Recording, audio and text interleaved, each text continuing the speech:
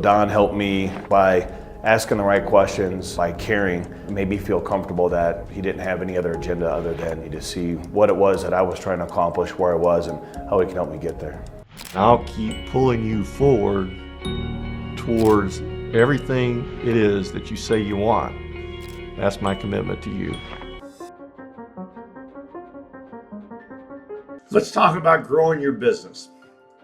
This is for people that want to grow. And maybe your company's growing. Maybe it's growing a little. Maybe it's not growing much at all. Maybe you're okay with that. Maybe you've given up. Maybe you're frustrated. This message is for people that want to take it to the next level. Now let's look at what's been happening. Well, mostly you've been doing the same thing you always do, right? You've tried some different things. You hired some folks, you fired some folks, you've hired consultants. You've made incremental improvements. I use that word a lot, but you haven't exactly been blowing it away. You haven't been getting to where you really want to go, or where some part of you knows that you could go. And there's a reason for all that. And the reason is you. And that's not a criticism, but you're looking out there. You're looking at the economy. You're looking at people that work for you, the markets. You're looking out there when the only thing that's going to grow your company is you.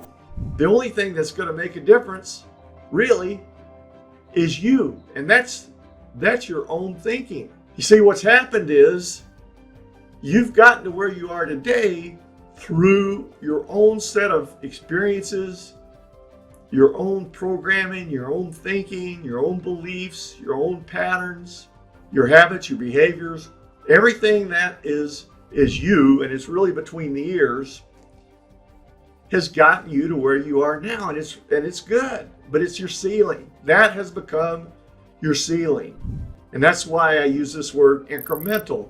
So you're trying to create from underneath that ceiling, or maybe kind of bounce around, maybe get above that ceiling a little bit, but you're kind of bouncing along the line of that current ceiling. Sometimes that feels like stuck in a pretty good place, but just not everything that you really want it to be, not everything that you know that it could be. So you're a victim of your own ceiling. Well, what are some of the thoughts? What are some of the habits of thought, the beliefs, the conditions that show up, that are a part of that ceiling, that play into that ceiling? Well, one is you get bored. You've been doing the same thing for a long time. You just lost that passion. Not all of it, but a lot of it. And you're tired. You're worn out. You've been doing dirty, hard work for a long time. Bored and tired kind of go together. And then there's the family. There's the world outside of you. There's your marriage, the relationships. So the kids are growing up, or they're grown and gone, and the world's changing on you. And you got things like this idea of work-life balance, right? And in your head, it's this competition. You don't really realize you can have it all. You don't really realize you're in a place to create the life that you want and the work that you want. So you're thinking, gosh, how much of my company opportunity am I going to have to give up in order to show up more for myself and my family, and get out of some of this dirty hard work? So you're kind of balled up in all that. And I say you're confused. Yeah, you're trying to sort today's problems through a limitation, through a lens that was created in the past.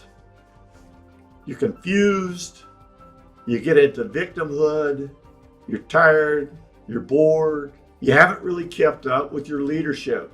Your leadership hasn't grown.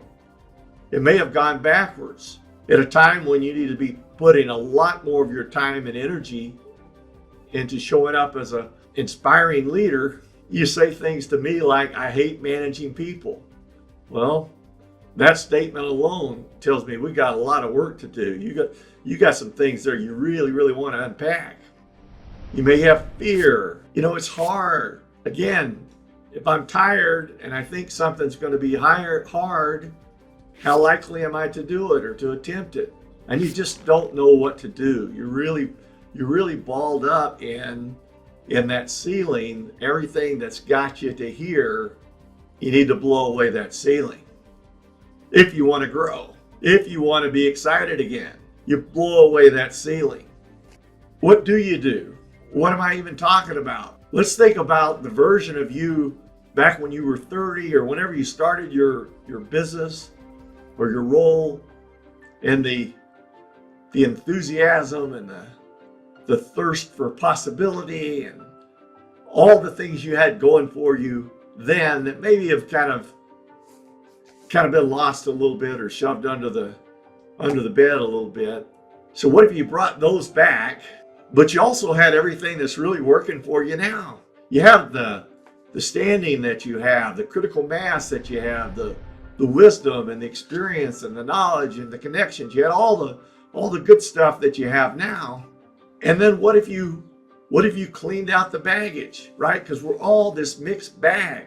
What if we put everything out on the table, all these thoughts and habits of thought, all these behaviors, we put all these things out on the table and we started sorting them into piles. And there's a pile that's really good and serving and will take you where you want to go. The problem is there's this big pile that's in the way. I mean, if it wasn't there, you'd already be where you want to go. We got to get real here. There's a big pile inside of you, a pile of beliefs. I mean, we could call this a weak foundation. And what would happen if we started clearing those out, if we really got rid of them or shrunk them down to almost nothing and got behind the set that did serve you, the strengths, the things that you want to be doing, the things that will take you forward? What if you got behind those and you cleaned out all that stuff that's in the way? What would that look like? I've used this analogy a lot of somebody running a race, running around a track with a 10-pound ankle weight or a 20-pound ankle weight on each leg. What if you took those ankle weights off? You'd fly. You would. If you're 60 years old today, I'll make up a number. If you get those ankle weights off, you're going to fly. And your company is going to grow. I mean, the impact will be almost immediate. If you show up tomorrow, if I could snap my fingers and create this better version of you, which is not a criticism of the old version. This is the version of you without all the stuff that's in the way. If you showed up as that guy or gal tomorrow, it would have an impact on everybody around you tomorrow. And then pretty quickly, and certainly into years 2 and into years 3, you'd see the growth, increase, results from that impact. That has to be. That has to happen.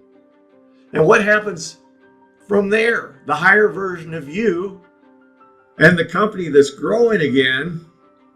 Well, optionality. What's the end result? It's just optionality. You may or may not need any more money, but you got more. Well, okay. If you want to create a foundation, you've got more for that. If you want to create a new role for yourself, think about this for a minute. Back to tired and bored. Isn't it interesting that you've created a role for yourself in your company that may not be what you really want? It may not be the most impactful role you could have and the most interesting or the most graceful role that you could be in, but that's what you've created. And your old thinking has you limited to that. What if you could create a role that was exactly highest and best use, that fit perfectly with this life you want to have and the fun you want to have every day at the office? What if you put all that together? Well, that'd be kind of cool. Well, okay, let's do that. Why not create that? You get out of your own way, you can. So optionality.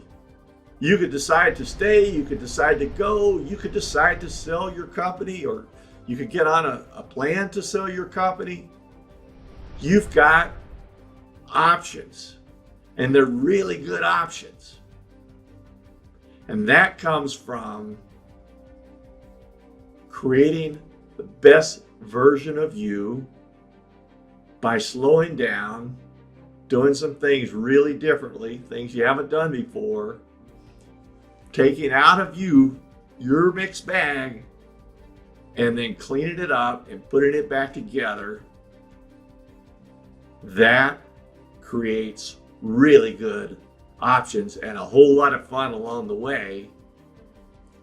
That's the opportunity.